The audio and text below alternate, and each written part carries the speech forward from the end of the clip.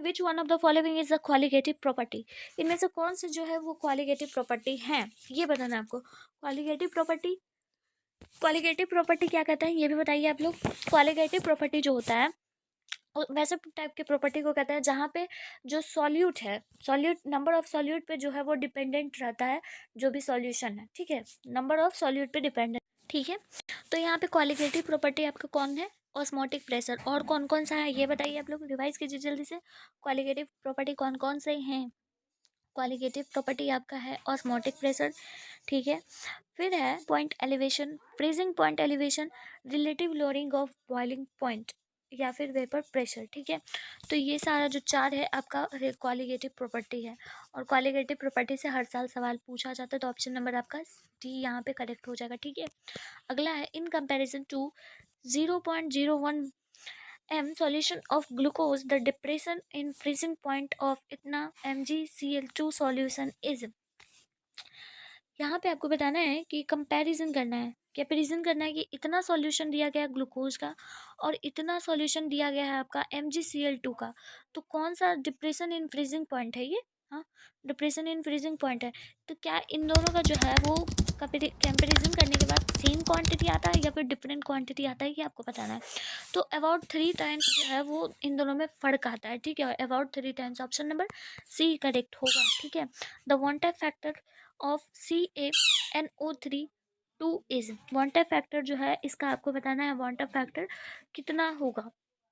तो one Hoff factor इसका 3 होगा, क्यों 3 क्यों होगा, NO2 में 3 है ना, 3 कितने नंबर ऑफ एटम्स, आपको नंबर ऑफ आपको गिनना है, काउंट करना है कि नंबर ऑफ एटम्स कितना है। तो आप बताइए यहाँ पे NO3 का 2 एटम है, Ca का 1 एटम है, तो 2 + 1 कितना हुआ, क्वांटा फैक्टर यही कहता है, तो 3 हो जाएगा, ऑप्शन नंबर सी करेक्ट हो जाएगा, ठीक है। 4 number question, which is not affected by temperature, इनमें से कौन सा जो है वो टेम्परेचर से अफेक्टेड नहीं होता। तो मोलैलिटी जो है वो टेम्परेचर से अफेक्टेड नहीं होता है, इंडिपेंडेंट होता है टेम्परेचर के, ऑप्शन नंबर बी करेक्ट होगा।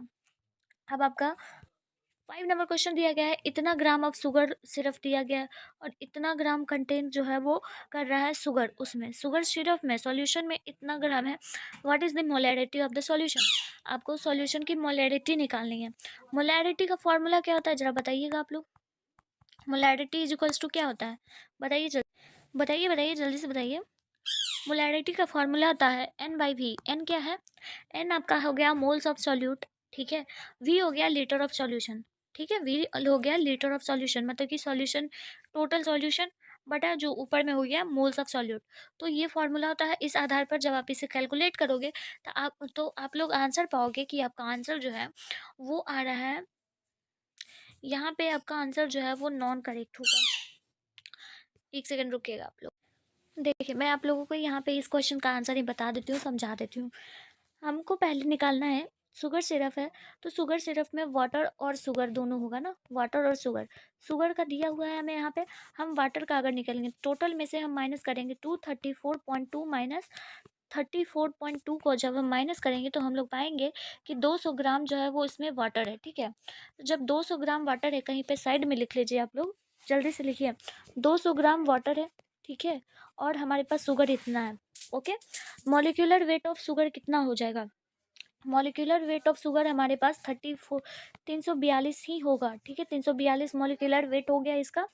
और हमें निकालना है मोलल कंसंट्रेशन, जब हम मतलब कि नंबर ऑफ मोल्स निकालेंगे, किस तरह से नंबर ऑफ मोल्स निकालेंगे, तो 34.2 मतलब कि जितना शुगर है उसको बटा इसका जो इतना वेट है, जब आप इसका वेट कैलकुलेट कीजिएगा, शुगर का वेट निकालेगा मॉलिक्यूलर वेट, तो 342 ग्राम का आपको निकलेगा, ठीक है। तो 342 आपका ये निकल गया, और ये दिया हुआ है, ठीक है, मतलब कि जितना वेट है दिया हुआ उसको बटा जितना इसका वेट ओरिजिनल होता है वो इंटू 1000 बाई जितना वाटर हमारे पास कंटेन कर रहा है बाई 200। जब आप इसको कैलकुलेट कीजिएगा तब आप लोग आंसर पाइएगा कि आप लोगों का आंसर आ रहा है 0.5, और यहाँ पर आपका ऑप्शन में नहीं दिया गया है, इसलिए 0.5 आपका यहाँ पे आंसर हो जाएगा, ठीक है। तो ऑप्शन नंबर आपका यहाँ पे नन ऑफ दीज होगा, कोई भी ऑप्शन है ही नहीं। तो ऑप्शन नहीं लेना है, आप लोगों को बनाना सीख लेना है कि 0.5 यहाँ पे आंसर आपका आ जाएगा, ठीक है। अगला क्वेश्चन देखते हैं हम लोग, molality is expressed in, molality किस फॉर्म में एक्सप्रेस्ड होता है, यहाँ पे आपको यूनिट इसका बताना है, तो मोल्स पर केजी होता है moles per KG solvent. Option number D यहाँ पे आपका करेक्ट हो जाएगा। ठीक है, अगला है, अगला देखिए वही क्वेश्चन है। ठीक है, मोलर कंसंट्रेशन या फिर मोलैरिटी दोनों सेम होता है, तो वही क्वेश्चन है, उसी क्वेश्चन का यहाँ पर आंसर देखिए 0.5 आपका आ जाएगा। बना के देखिएगा, बनाए ना अभी हम, अब आप लोग बना के देखिए। ठीक है, ऑप्शन नंबर आपका यहाँ पे बी करेक्ट होगा। ठीक, 8 नंबर क्वेश्चन है, if 2 gram of NaOH is present in 200 ml of its solution, its molarity will be।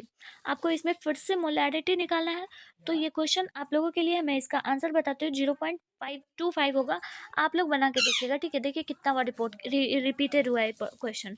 तो देखिए आप लोगों को मोलैरिटी सिंपल सिंपल में ही पूछा जाएगा कि क्या होता है मोलैरिटी, सब कुछ दिया रहेगा, बस सिंपल में आपको याद करना है। ठीक है, बनाना है।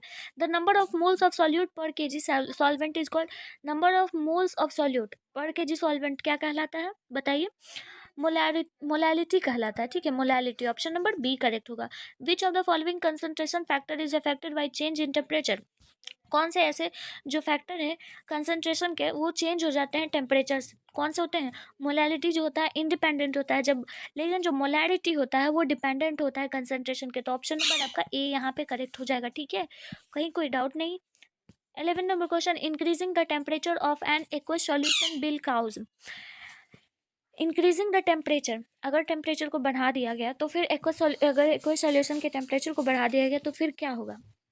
तो decrease in molarity sorry molarity में जो है वो गिरावट हो जाएगी, डिक्रीज हो जाएगी। ठीक है, ऑप्शन नंबर ए करेक्ट होगा। अगला है 12 number question, number of moles of solute components divided by mass of solute solvent in kilogram defines, किस चीज़ का ये फॉर्मूला है, ये पूछा गया simply.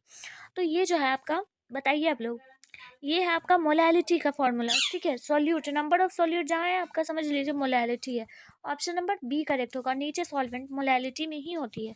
Option number B correct होगा। अगला क्वेश्चन है, वेट, हाँ, number of moles of component. देखिए जितना भी फॉर्मूला है सबको एकदम अच्छे से याद कीजिएगा, अगर नहीं होता है तो मैं बता दूंगी कौन कौन सा इंपॉर्टेंट है, सब एक साथ दे दूंगी। ठीक है, 13 नंबर बस आप लोग कमेंट कीजिएगा, number of moles of component divided by total number of moles of the component, क्या होता है इसका फॉर्मूला? ये किसका फॉर्मूला है? मोल्स ऑफ फ्रैक्शन का, मोल फ्रैक्शन का। ऑप्शन नंबर सी करेक्ट हो जाएगा। ठीक है, ideal solution are those, ideal solution किसको कहते हैं बताइए? आइडियल सॉल्यूशन वैसे सॉल्यूशन को कहा जाता है जो कि रॉल्स लॉ को फॉलो करता है। ठीक है, रॉल्स लॉ को फॉलो करता है जिसमें कि जो हीट है वो इक्वल्स टू जीरो होता है, जो वेपर है वो भी जीरो होता है। तो ऑप्शन नंबर आपका यहाँ पर डी यहाँ करेक्ट हो जाएगा। ठीक है, समझ आया? विच of the following is the property of ideal solution, ideal solution की इनमें से कौन सी प्रॉपर्टी है? तो अवे रॉल्स लॉ को फॉलो करता है। ऑप्शन नंबर ए सही हो जाएगा। ठीक है, अगला क्वेश्चन है, maximum amount of a solid solute that can be dissolved in a specified amount of a given liquid solvent does not depend on, जो मैक्सिमम अमाउंट ऑफ सॉलिड होता है, सॉल्यूट जो होते हैं वो डिजॉल्व होते हैं लिक्विड में, तो वो किस चीज़ पर जो है वो डिपेंड जो है वो ज़्यादा नहीं करते हैं, ये पूछा जा रहा है यहाँ पे।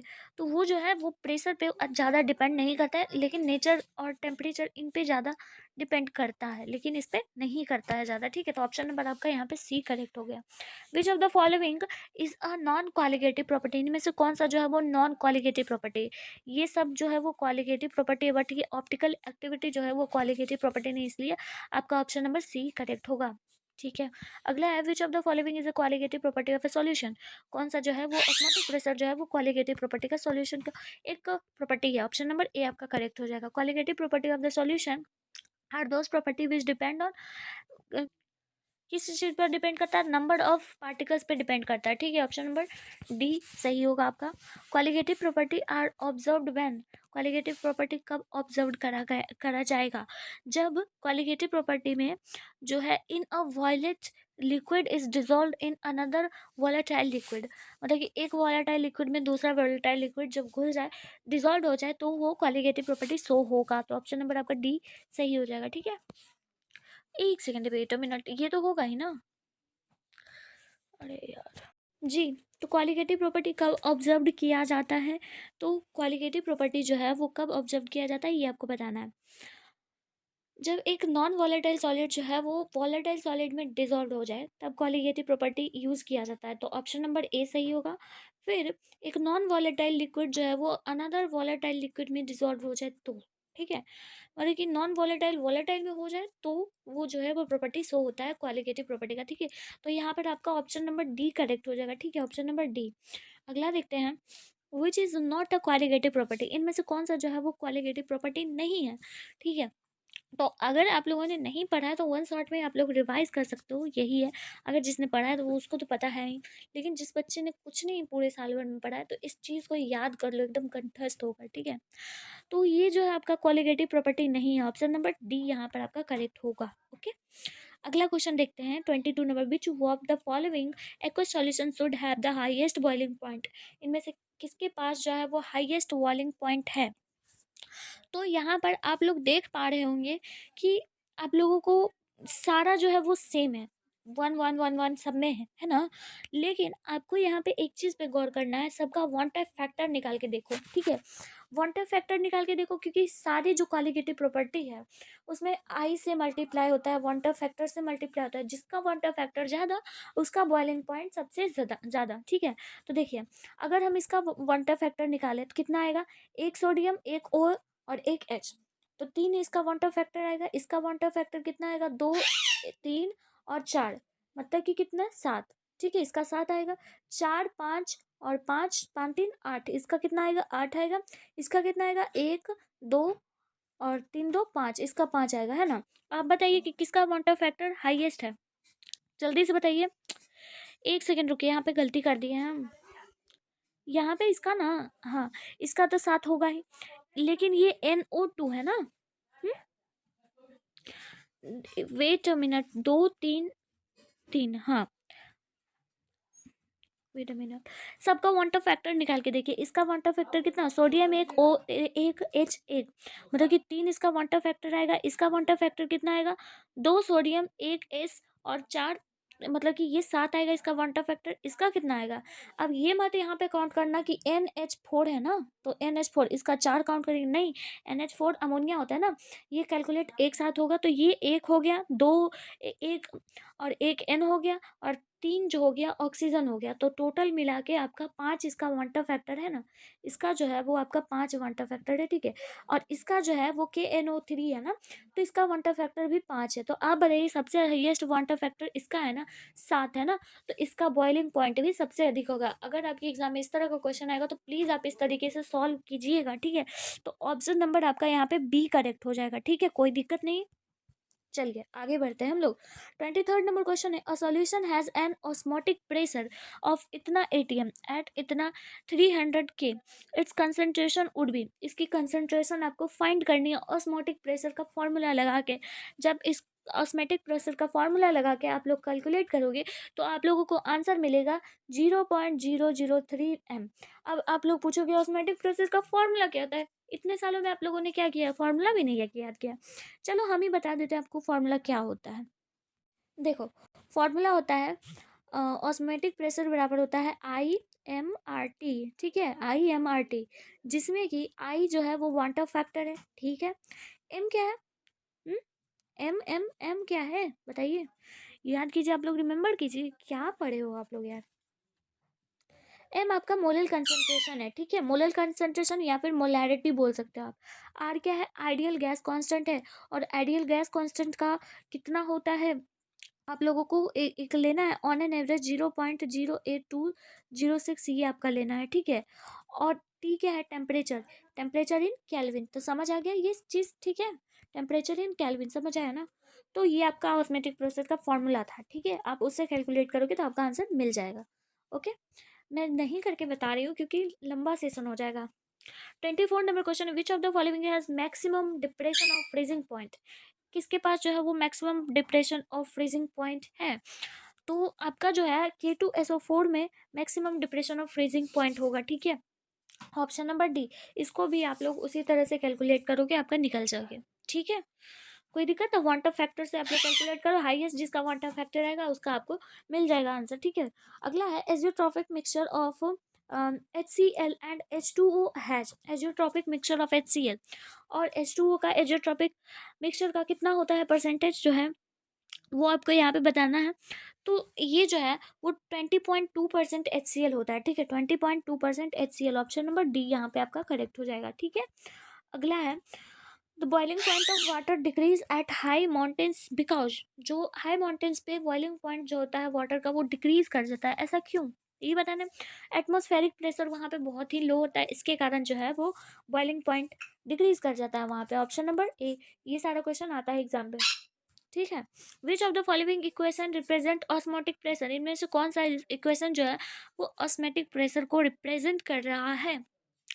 तो P is equals to CRT, ये होता है ऑस्मोटिक प्रेशर, ये भी होता है फॉर्मूला, ठीक है। CRT, सी को आप लोग यहाँ पे लिख सकते हो ना IM, ठीक है, सी को IM लिखा जाता है, ठीक है, कंसंट्रेशन को, यहाँ पे सी कंसंट्रेशन है, तो यहाँ पे आपका ऑप्शन नंबर ए करेक्ट हो जाएगा, ठीक है। अगला चलते हैं हम लोग। By osmosis semi permeable membrane allows to pass, semi permeable membrane जो है वो किसको पास करने का अलाउ देता है, तो वो जो है वो सॉल्वेंट मॉलिक्यूल को पास करने का अलाउ देता है, ठीक है, ऑप्शन नंबर आपका बी करेक्ट हो जाएगा, okay.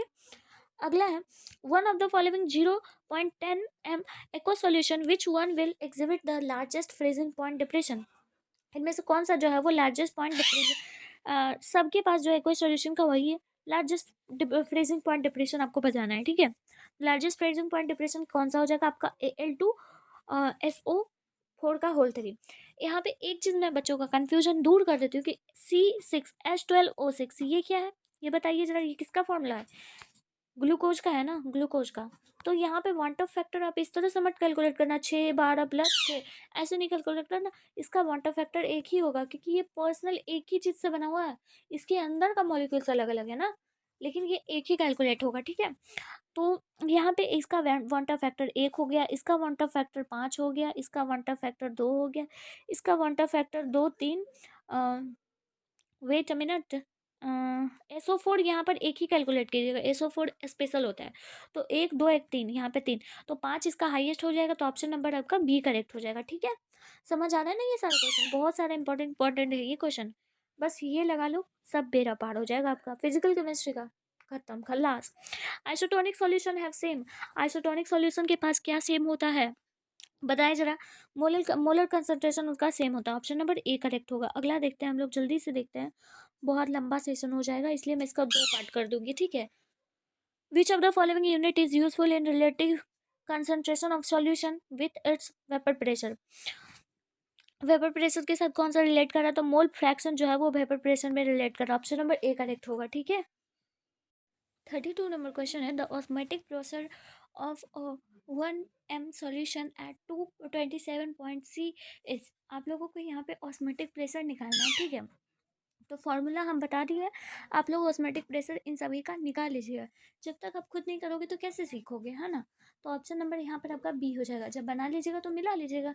Which has highest boiling point under 1 ATM pressure, highest boiling point किसका होगा जब एक ATM प्रेशर होगा, तो हाईएस्ट बॉइलिंग पॉइंट इनमें से किसका होगा। सिंपल, कुछ नहीं देखना है आपको, वांट ऑफ फैक्टर देखना है, वांट ऑफ फैक्टर बहुत इंपॉर्टेंट है, आपके वांट ऑफ फैक्टर से बहुत सारे क्वेश्चन सॉल्व हो जाएंगे इजीली, तो वांट ऑफ फैक्टर कैलकुलेट करना आना चाहिए, ठीक है। तो ऑप्शन नंबर यहाँ पर आपका सी हो जाएगा करेक्ट, ठीक है।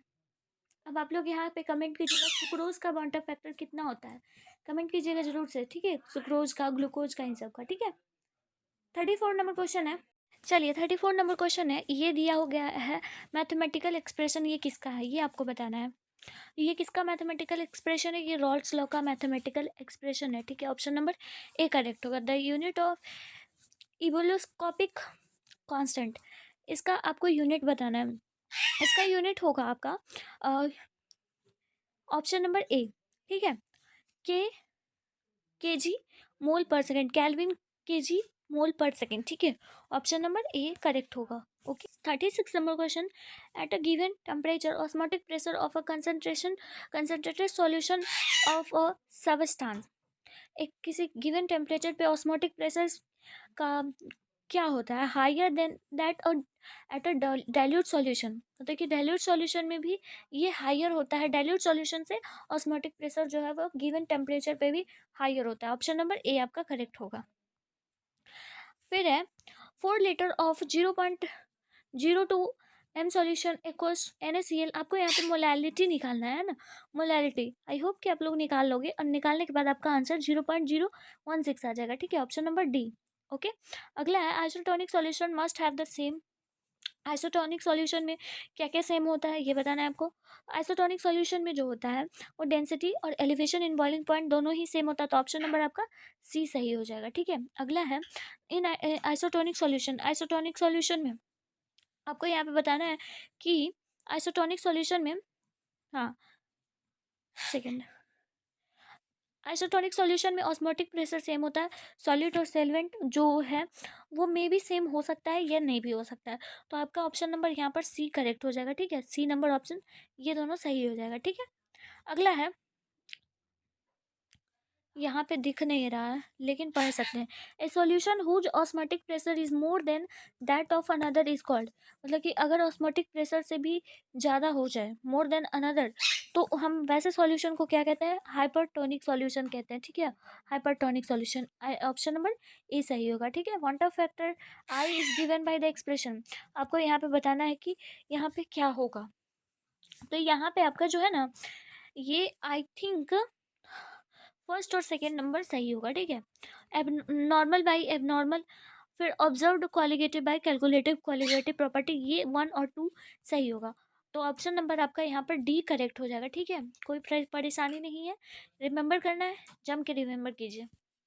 42 नंबर क्वेश्चन है द वांट फैक्टर ऑफ इतना बी ए सॉल्यूशन इज इतना, the degree of dissociation is. Degree of dissociation आपको बताना है, मतलब कि दिया गया है, डिग्री ऑफ एसोसिएशन निकालेंगे तो आपको 87% निकल जाएगा। ठीक है, ऑप्शन नंबर बी करेक्ट होगा। ठीक, the want factor for a solute that associates in solution is less than 1। ठीक है, एसोसिएट का आपको बताना है, एक होता है एसोसिएट, एक होता है डिसोसिएट। तो एसोसिएट का लेस देन होता है 1 होता है, डिसोसिएट का मोर देन 1 होता है। ठीक है, तो यहाँ पे एसोसिएट पूछा था, तो ऑप्शन नंबर सी आपका करेक्ट हो जाएगा। 44 नंबर क्वेश्चन है विच ऑफ द फॉलोइंग इतना has the highest osmotic pressure. इनमें से बताना है कि किसके पास जो है हाईएस्ट ऑस्मोटिक प्रेशर। इन सब इसका आंसर आप लोगों को कमेंट करना है, कमेंट कीजिए, कमेंट कीजिए जल्दी से, आप लोगों को कमेंट करना है, आप लोग बताइएगा। इसका आंसर मैं आपको नहीं बताने वाली, बार बार बता चुकी हूँ, आप लोग ही बताओगे इसका आंसर।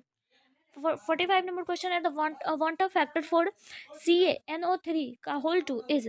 इसका वांट ऑफ फैक्टर, इसका भी आंसर आप कमेंट करोगे, कमेंट कीजिए आप लोग जल्दी से, कमेंट कीजिए जल्दी से, कीजिए कमेंट, इसका आंसर क्या होगा। ठीक है, 46 नंबर क्वेश्चन हम बताते हैं आपको। इन विच ऑफ द फॉलोइंग इतना aqua solution will have lowest freezing point. Lowest freezing point आपको बताना है कौन सा है, किसका है, आपको बताना है। पोटेशियम सल्फेट का होगा, ऑप्शन नंबर ए करेक्ट होगा। पोटेशियम सल्फेट, ऑप्शन नंबर ए। पोटेशियम सल्फेट का क्या होगा फॉर्मूला, ये बताइए आप लोग। आप लोग से पूछेंगे नहीं ना, तब तक आप लोग बताओगे नहीं, सिर्फ पढ़ते जाते हो, देखते जाते हो वीडियो में। मन लगाइए, पढ़ने में एकदम रहना चाहिए, एनर्जी लगाइए। 47 number question the value of want factor for KCl NaCl, ये सब का वांट फैक्टर आप लोग कमेंट करो, नाम लिख के उसके बाद फिर कमेंट करो। ठीक है, ऑप्शन नंबर यहाँ पर मैं बता देती हूँ, लेकिन यहाँ पर आपका KCl में भी 2 होगा, NaCl में भी 2 होगा, इसमें भी 2 होगा। कैसे होगा वो कैलकुलेट करके बताइए। ऑप्शन नंबर बी करेक्ट होगा, बता दिए। During osmosis flow of water through a semi permeable membrane is. Osmosis के दौरान flow of semi permeable water का जो फ्लो होता है सेमी परमिएबल मेम्ब्रेन से, वो कहाँ से कहाँ होता है, तो from solution to lower concentration, मतलब हाइयर से लोअर की तरफ होता है, हाइयर से लोअर की तरफ। ठीक है, तो आपका यहाँ पे ऑप्शन नंबर कौन सा करेक्ट हो जाएगा, ऑप्शन नंबर सी करेक्ट हो जाएगा। अगला क्वेश्चन है, इसका तो क्वेश्चन ही नहीं दिख रहा है। Value of Henry constant, Henry constant का वैल्यू पूछा जा रहा है। हाँ, हेनरी कांस्टेंट का वैल्यू पूछा जा रहा है। Increase with increase in temperature, मतलब ये हेनरी कांस्टेंट जो है कि एच जो है वो इंक्रीज करता है जब टेम्परेचर इंक्रीज करता है, तो ये दोनों डिपेंडेंट है। ठीक है, तो आपका ऑप्शन नंबर ए करेक्ट हो जाएगा। ठीक है, समझ आ गया। The value of Henry constant KH is, आपको यहाँ पे बताना है ग्रेटर फॉर गैस और लोअर फॉर सॉल्युबिलिटी, मतलब कि गैस के लिए अधिक होती है, ठीक है, गैस के लिए ज़्यादा होता है, सॉल्युबिलिटी के लिए कम होता है। ठीक है, याद रखिएगा, ऑप्शन नंबर यहाँ पर बी करेक्ट हो जाएगा। 51 number question, an unripe mango placed in a concentrated salt solution to prepare pickle civils because। अब इस क्वेश्चन में पूछा जा रहा है कि जो कच्चे आम की अचार बनाई जाती है उसमें सॉल्ट सॉल्यूशन होता है, वो प्रिपेयर किया जाता है, मतलब उसमें सॉल्ट किस तरह से मैंगो में जो है वो कंसनट्रेटेड होता है, ये आपको बताना है। तो कंसनट्रेटेड होता है वो बताती हूँ मैं आपको। It loses water to due to osmosis, osmosis के कारण जो है वो वाटर को लूज करता है मैंगो, ठीक है, जिसके कारण जो मैंगो में है अचार, वो अचार में जो है वो सॉल्ट जो है वो अच्छी तरह से घुल जाता है, ठीक है। तो यहाँ पे आपका ऑप्शन नंबर डी करेक्ट हो जाएगा, ठीक है। आई होप कि आप लोगों को ये सारा वीडियो का जो भी क्वेश्चन था सब समझ गए होंगे, कोई भी परेशानी नहीं हुई होगी। और इसका पार्ट 3 जो है वो मैं अगले सेशन में लेके आऊँगी। इस पार्ट में आपका सॉल्यूशन का जितना भी इंपॉर्टेंट एमसीक्यू था वो क्लियर हो गया है, ठीक है। तो आप लोगों को इससे रिक्वेस्ट है कि आप लोग इसे बहुत अच्छे तरीके से पढ़िएगा, ठीक है। मैं मिलती हूँ फिर अगले सेशन में, तब तक के लिए जय हिंद, जय भारत।